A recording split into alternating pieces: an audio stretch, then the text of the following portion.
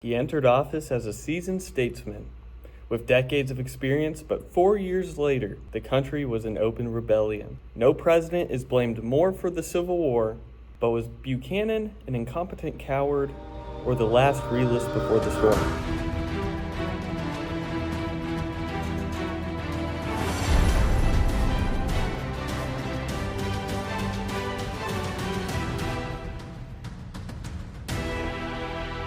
Welcome to Presidential Paradox, and today we are talking about our 15th U.S. president. James Buchanan was born in a log cabin in Pennsylvania in 1791. He came from modest means, but was well educated at Dickinson College. He studied law and quickly became successful, known for his polished and conservative manner. He served in the political legislature in Pennsylvania, U.S. House, Minister to Russia, U.S. Senator, Secretary of State under Polk, and Ambassador to the U.K. He had the most extensive resume of any president before him.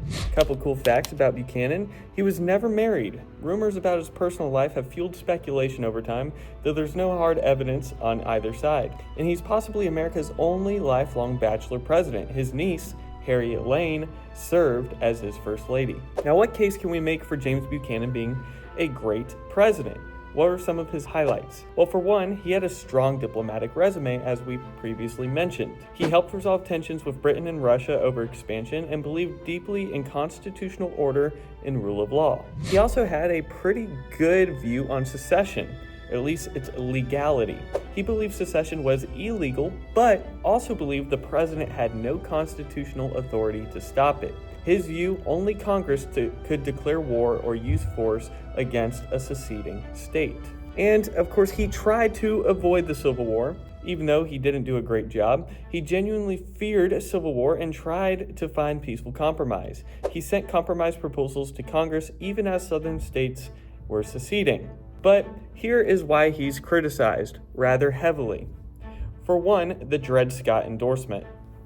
He pressured Supreme Court justices, including a northern one, before their decision on the Dred Scott versus Sandford case. The decision declared African Americans were not citizens under federal law and that Congress had no authority to ban slavery in the territories. This obviously deepened national division over the issue. He also failed to respond to secession correctly. When South Carolina seceded in December 1860, Buchanan's response was rather passive. He believed using military force was unconstitutional and might provoke further secession. A quote: "The southern states have no right to secede, but I have no power to stop them." A very constitutional approach. Not gonna solve the issue too much, but I respect it personally. And his cabinet was corrupted with a bunch of southern sympathizers. He filled his cabinet with pro-slavery Southerners. Even as the Union was cracking, he did little to stop corruption or address political riot inside his own administration.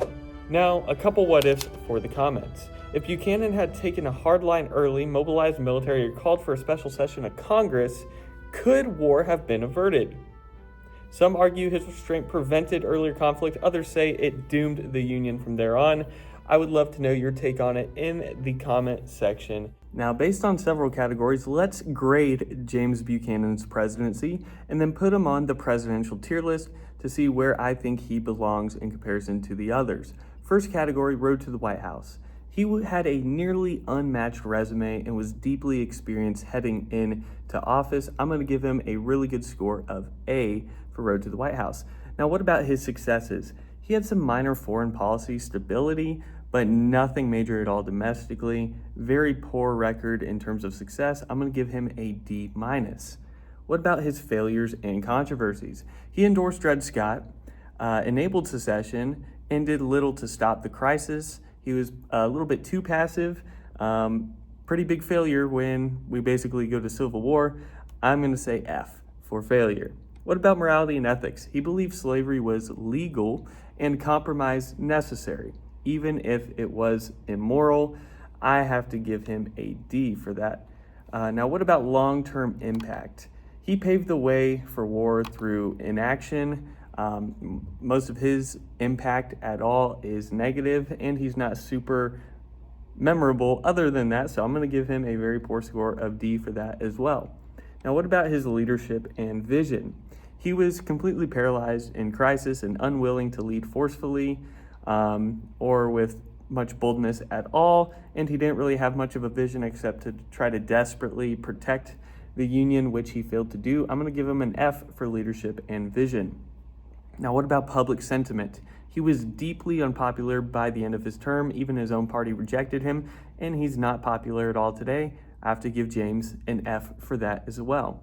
Now, what about constitutional respect? This is a little bit of a highlight. He rigidly adhered to legal interpretation, though at the cost of his presidency. I do respect it, though, because I respect the Constitution, and I'm going to give him a B for that category.